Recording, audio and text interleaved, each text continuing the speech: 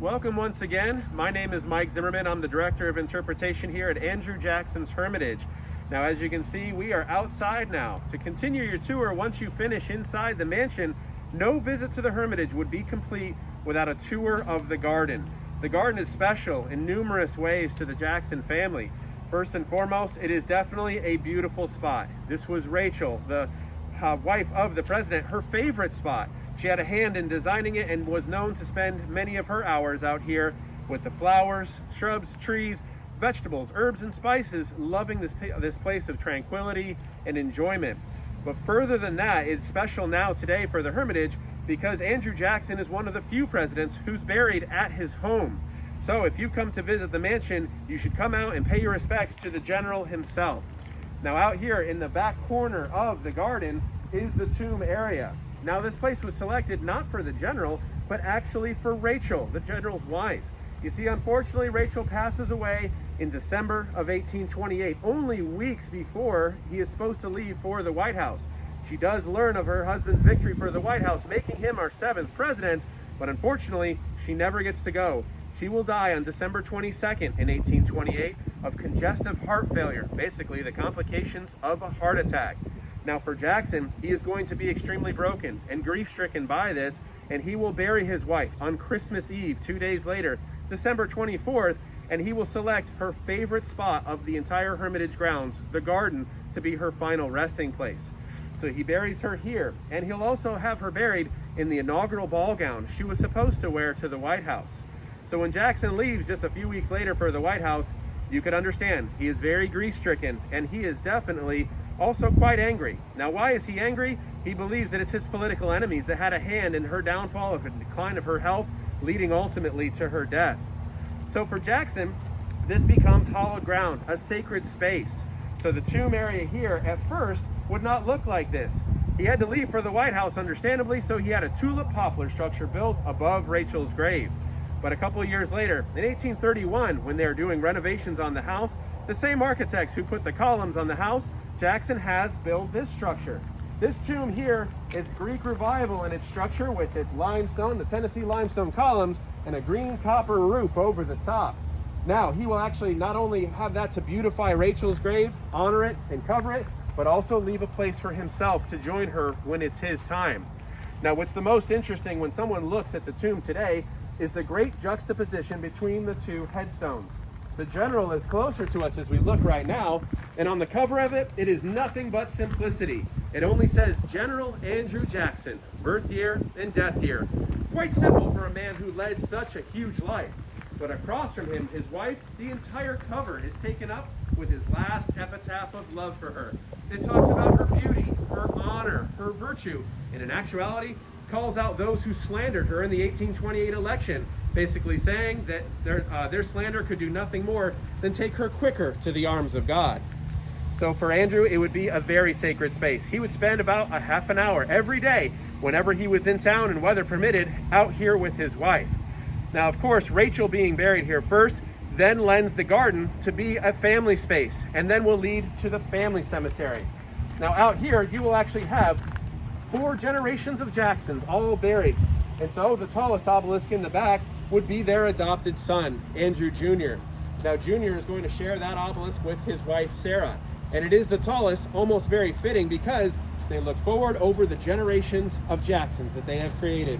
In front of them, they have their 2 boys, Andrew Jackson III, and also Samuel. You actually see their Confederate rank on their headstone as they fought for the CSA during the Civil War. In front of them, in the next row up in the middle, is another obelisk, this one of little Rachel, the general's granddaughter. He was always very fond of her, in fact called her his little treasure.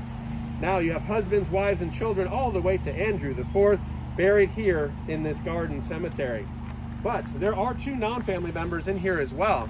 The middle obelisk is an interesting one. That is the general's friend, Ralph E.W. Earl.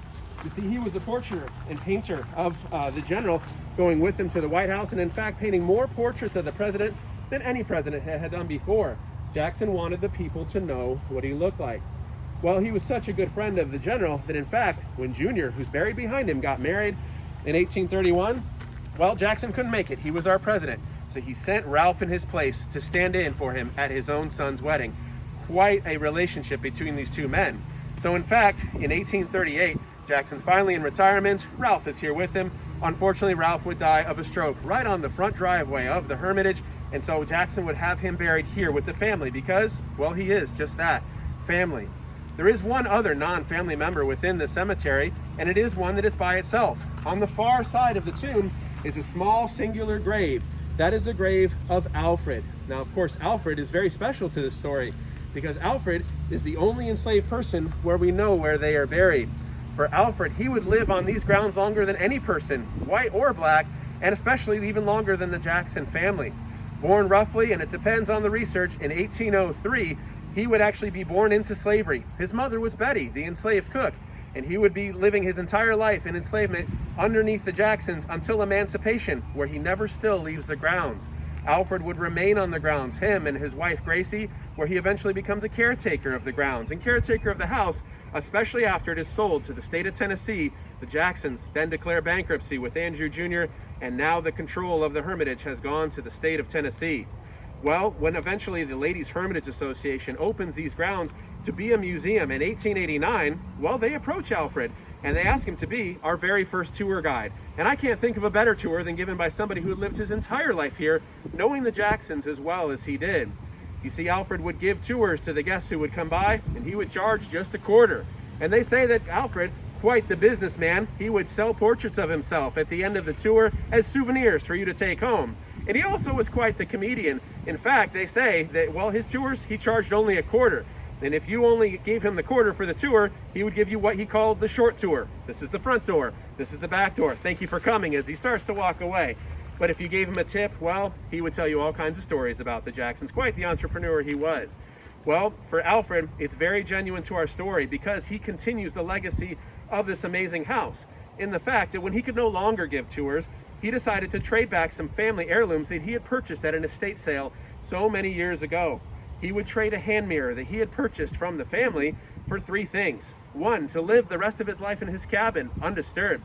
Secondly, to have his funeral in the amazing front entryway of that house. And then thirdly, to be buried there next to the general. Now, this does definitely complicate the issue of slavery here at the Hermitage for somebody to be willing to be buried here next to the general. But it tells you that not every situation was similar to a different one at a different place. And especially for Alfred, somebody who was born here, lived his entire life here, this was his home. So Alfred has a definite legacy that we love to talk about, and especially for the rest of the enslaved community, we love to talk about that, and we developed a new tour called our In Their Footsteps Tour. Please, if you have time, when we reopen, we would love for you to come by, take our new enslaved tour called In Their Footsteps, take the VIP tour of the house, or just please come and enjoy the grounds. It is a beautiful spot. So whether you have come out to pay your respects to Jackson, Alfred, his family, or just see the amazing scenery, you are always welcome here at the Hermitage.